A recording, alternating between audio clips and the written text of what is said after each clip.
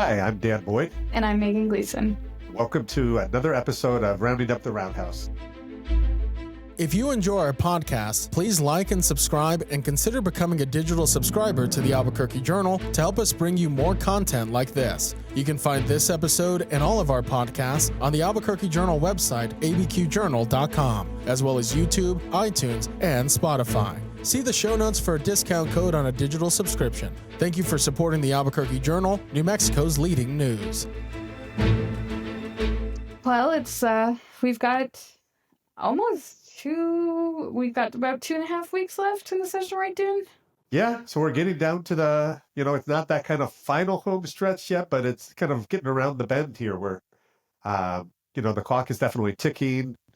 We're seeing some bills kind of struggling to get on committee agendas and others that are starting to move forward. So we have had, quite a bit of interesting developments over the last week or so. Yeah, and now is really that part in the session where if your bill hasn't made it to the floor, it's kind of grind time. Like, that's not a great sign at this point in the session. You want to be starting to progress to the other side of the roundhouse. Yeah, exactly. And there are some bills, that we, like a medical malpractice bill that some of our colleagues wrote about that still are trying to get their first hearing. So you can kind of see that for those bills, maybe you don't want to say the writing's on the wall, but the clock is definitely ticking and getting to be more of a challenge if they haven't gotten a little bit of traction, so far. Yeah. And, I've been in and out of roundhouse coverage a little bit, but I'll be totally in moving forward these last couple of weeks. But Dan, yesterday you were covering the CYFD bills on the House side, right? Yeah. And I think we talked about right after the halfway session podcast episode that CYFD bills could be a big issue in the second half of the session, and they have been. The House yesterday passed 3 bills, all of them on, unanimous votes without any opposition, with Republicans and Democrats in support. One of the bills would creating a new kind of office, an advocacy office outside of CYFD. The interesting thing about these is, the governor's office and the CYFD secretary are not in support of these bills, kind of raising the question of whether the governor would veto them. The spokesman told me yesterday, that it's still a little too early to talk about possible vetoes, but made it clear that they don't support the legislation. And we'll see what happens as those move over to the Senate side. But clearly we're seeing that the legislature's kind of frustrated with the lack of results at CYFD and willing to kind of move forward on bills that the administration opposes. Yeah, and I've noted this online a few times, but I think everybody at the legislature kind of agrees that, something needs to change. And that's, I think, ultimately swayed some legislators into voting to pass some of these efforts, even if they don't think it's 100% a perfect solution. They just think something needs to happen. And there's some disagreement about which change to implement. How are you going to make it better? Yeah, and the governor does support some changes, just not some of the ones the legislature is moving forward. And there's also kind of a dispute over CYFD when it comes to the budget and funding for the agency. The governor has been accusing legislators of underfunding CYFD and the budget passed by the House earlier this session. And the legislature says, some of the money is still there, but it's kind of in these temporary one-time funding they could use for a few years. And if they're able to show results, then they can be kind of built into their budget. But it's a different approach to funding CYFD. And I think one that shows that the status quo when it comes to just giving them more money and not seeing the results they want, is not something that they're comfortable with anymore. So trying this different approach, and it's led to a little bit of friction here at the Roundhouse. Yeah, it sounds kind of similar to what we've seen with education, and this has been a sentiment in the Roundhouse for a couple of years of we can't just keep throwing money at the issue. We have to change something to improve our results. Right. And this kind of focus on results and evidence and I think sometimes when you change those ways of doing things, that can be challenging, but it'll be interesting to see how that plays out. So. Yeah. And I think we're going to see the budget come up a little more again next week. I know we talked about it in our last podcast with the LFC director, Charles Salee, but Senator George Munoz said that Senate Finance is really trying to get that rolling next week. They've been talking about it pretty much every day in committee, trying to bang out these details, and we'll see what changes come up in finance. And meanwhile, there have been some other big developments since our last episode, including the paid family leave bill, which I know got kind of reworked in the House committee, but then it came to the House floor and passed this year after failing last year, and now is on the Senate side. What could you say about kind of the latest on that issue? Yeah, so the bill pretty majorly changed, and they're not calling it the Paid Family Medical Leave Act anymore, even though that is still kind of the buzzword of recognizing the bill. But essentially now it would it's almost like baby bonds. Every new baby would get $3,000 checks sent to the parents. Only one parent would get the check for 3 months, so up to $9,000 for a new baby, and then guaranteed to not lose your job and taking that time off. And that money would come from the early childhood care and education department. And this has kind of raised a little bit of controversy because they changed it. Formerly, it would implement premiums or taxes on employees and employers to front the cost of that paid parental leave. But now, taking it from the state agency, it would just come directly out of their budget request. And there has been some confusion because the bill doesn't explicitly say that, but the idea is that when the budget passes with the ECD money, that some of that money, without adjusting the request at all, would go towards this parental leave program. And then, yeah. And that would also only be going forward, right? I mean, I wouldn't get a check for my 2 kids, correct? Yes. I'm pretty sure it would only be going forward. So. Rats. Yeah, and there are some details to be hammered out still with the bill. I've had some people asking questions on social media, and a committee would be convened with 4 representatives from employees and 4 representatives of employers to kind of hammer out the details and recommend how the state should move forward with implementing such a program. And then the other side of that is that the state is still planning to implement taxes or premiums if this does pass to create a paid medical leave program, things that employees could take off for bereavement, for fostering a child, for safety purposes, such as victims of sexual assault. So there is still a bit of a tax, so it came down pretty significantly.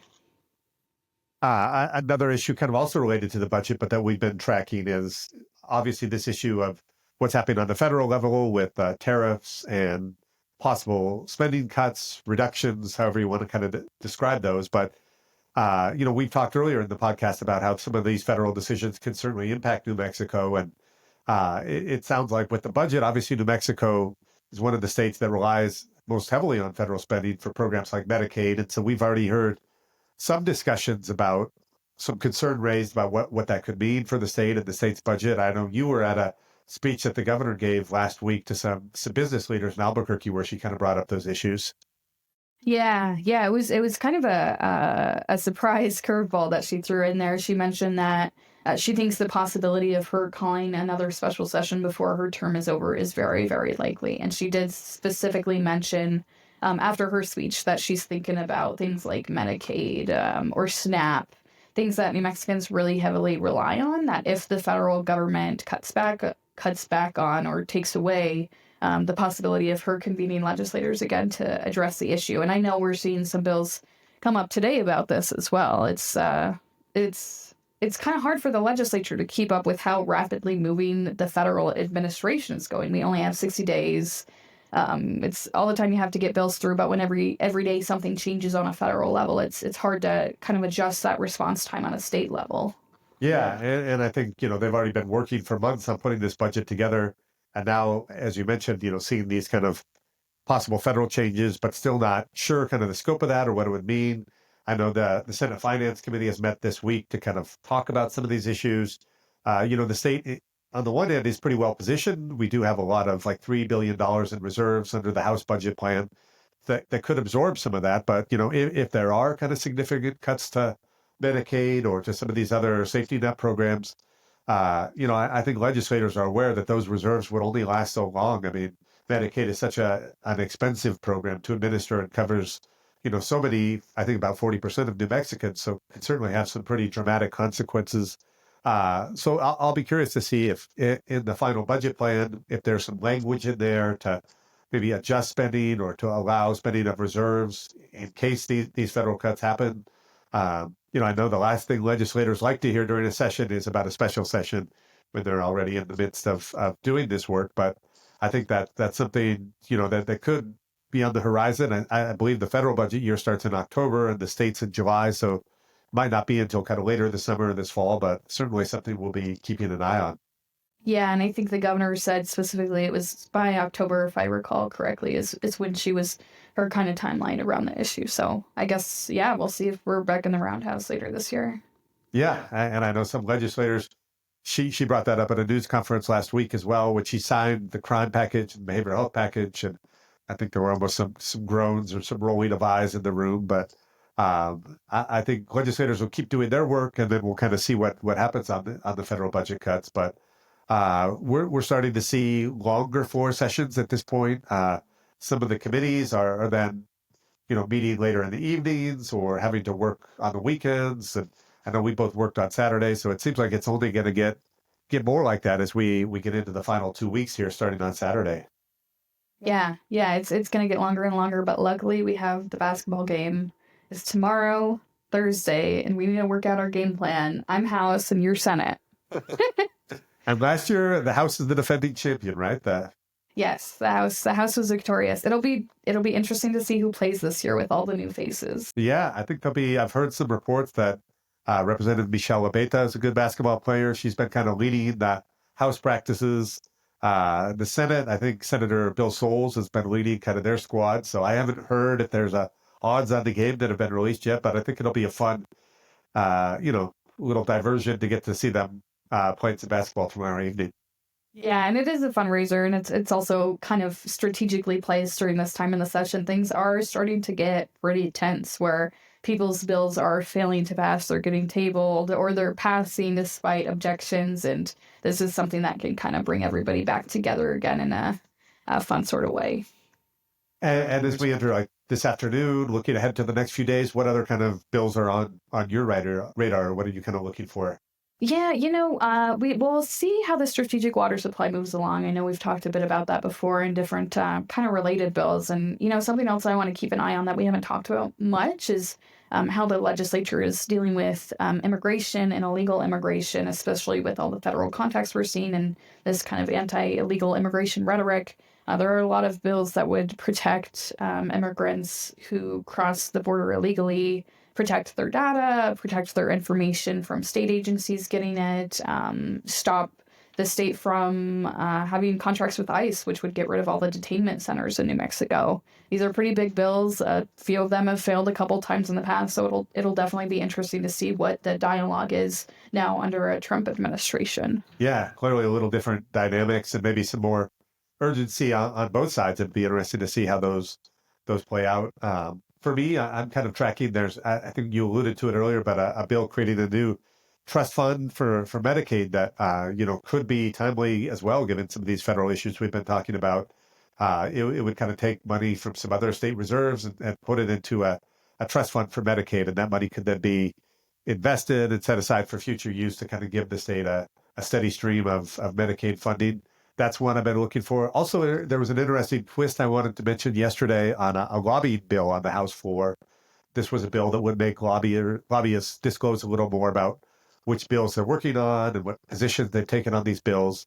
And Republicans brought forward some pretty broad amendments to the bill, and one of them was approved and kind of dealing with whether lobbyists could buy food and drinks and entertainment for legislators during the session, and that was actually approved and added to the bill. So it could be kind of one of those surprise things. I'm not sure whether moving forward the Senate would be amenable to that or not, but certainly one of those issues that I think could be interesting as legislators try to kind of find a balance on this role of lobbyists and outside spending, and how much of that should be disclosed and how much of it should be kind of accessible to the public. So I think another interesting issue to keep an eye on.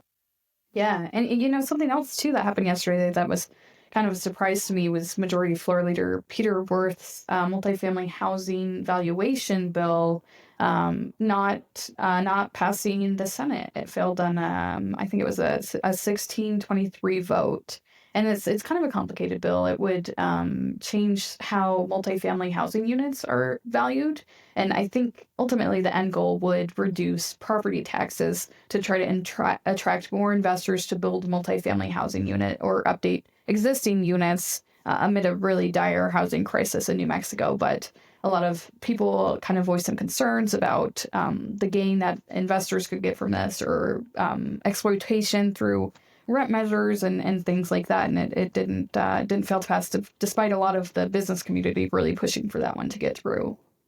And interesting, as I think you noted, but rare to see a bill sponsored by the Senate Majority Leader to fail on the Senate floor. So it seemed like some interesting political dynamics, but it does seem like housing issues have been a tricky one for legislators to deal with and kind of figure out what's a statewide approach to dealing with housing issues that seem like they vary a lot from city to city in New Mexico. So I would expect we'll see more bills like that, but it seems like there hasn't really been a consensus as of yet how to kind of tackle that problem.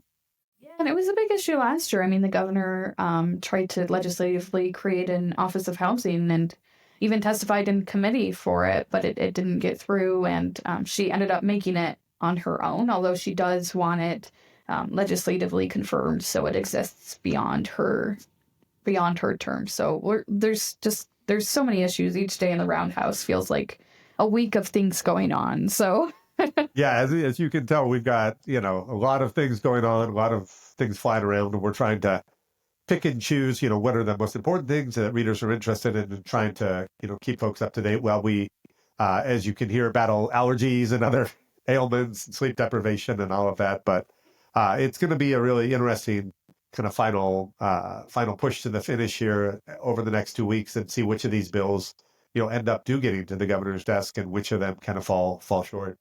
Yeah, and we'll keep you guys updated. We'll be back to you hopefully before the end of the week with another update on how things are going. But otherwise, you can catch all our stories at abqjournal.com. You can listen to these podcast episodes on YouTube, Spotify, and Apple Podcasts. But yeah, we're going to keep chugging along. Yeah, don't hesitate to reach out with us on email or social media with any questions about the process. We'll do our best to try to respond to all of those. And thanks everybody for listening. It's going to be a wild ride to March 22nd. Yes, it will be. We'll see y'all next time.